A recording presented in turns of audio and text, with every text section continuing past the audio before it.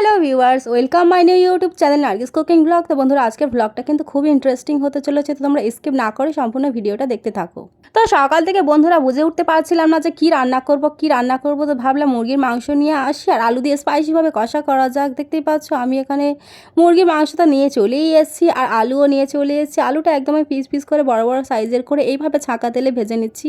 আলুটা ভেজে নেওয়া হয়ে গেছে, এখন আমি এটাতে একটা পাত্রে তুলে নিচ্ছি। তো আলুগুলো কিন্তু এখন সম্পূর্ণ ভাজা কমপ্লিট। আমি আলু ভাজা তেলেতে দিয়ে দিচ্ছি কিছু কুচে রাখা পেঁয়াজ, দিয়ে এইভাবে কিন্তু আরও একবার নেড়ে নিচ্ছি।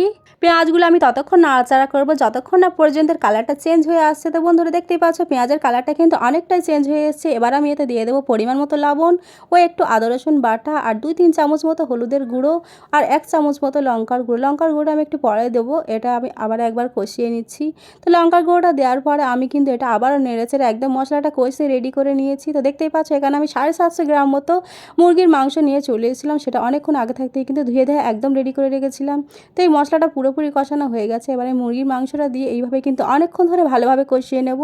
তো কষানোর সময় কিন্তু তলাতে একটু ধরে না যায়, সেই জন্য আমি এতে একটুখানি পানি ইউজ করছি।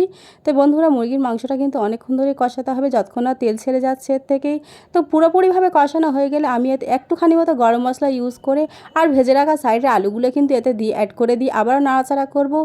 মুরগির মাংস আলুটা কষানোর সময় কিন্তু আমি এতে অ্যাড করে দিলাম কিছু ধনেপাতা কুচি, দিয়ে কিন্তু আবারও এটা অনেকক্ষণ ধরে কষানো পুরো সম্পূর্ণ কমপ্লিট হয়ে গেলে আমি এতে 1 থেকে 2 গ্লাস অবধি পানি দিয়ে দেবো। তো বন্ধুরা, আলুটা ভাজার সময় কিন্তু অনেকটাই সেদ্ধ হয়ে গিয়েছিল আর মুরগির মাংসটা তো সেদ্ধ হতে বেশিক্ষণ সময়ই লাগে না, সেই জন্য আমি এতে একটুখানি পানি অ্যাড করে আবারও ঢেকে দিই। এখন তো আমার মুরগির মাংস আলুর তরকারি সম্পূর্ণ একদম কমপ্লিট। আমি এখন এই তরকারি কাটিয়ে নেব দুপুরে খাবারের জন্য। মুরগির মাংস আলুর তরকারিটা কতটা সুস্বাদু হতে পারে আর কতটা টেস্টি হতে পারে সেটা তোমরা দেখেই কিন্তু বুঝতে পারছো, সেটা তোমাদেরকে আর বলার দরকার নেই। এই তরকারিটা দেখে কার কার মুখে পানি চলে এসছে অবশ্যই কিন্তু কমেন্ট করে জানাবে। তো বন্ধুরা দেখো, এখন বাজে সন্ধ্যা 6টা। সোহানার আবু অনেকগুলো নাস্তা নিয়ে চলে এসেছি। এখানে আছে চিকেন পকোড়া, চাউমিন, চিকেন রান্না হয়েছে আর চিকেন পকোড়াও নিয়ে চলে এসেছি। তো বন্ধুরা, আমার এই ভিডিওটা যদি তোমাদের ভালো লেগে থাকে অবশ্যই লাইক কমেন্ট শেয়ার করবে আর হ্যাঁ, সাবস্ক্রাইব করে পাশে থাকা বেল আইকন প্রেস করে দেবে। টাটা।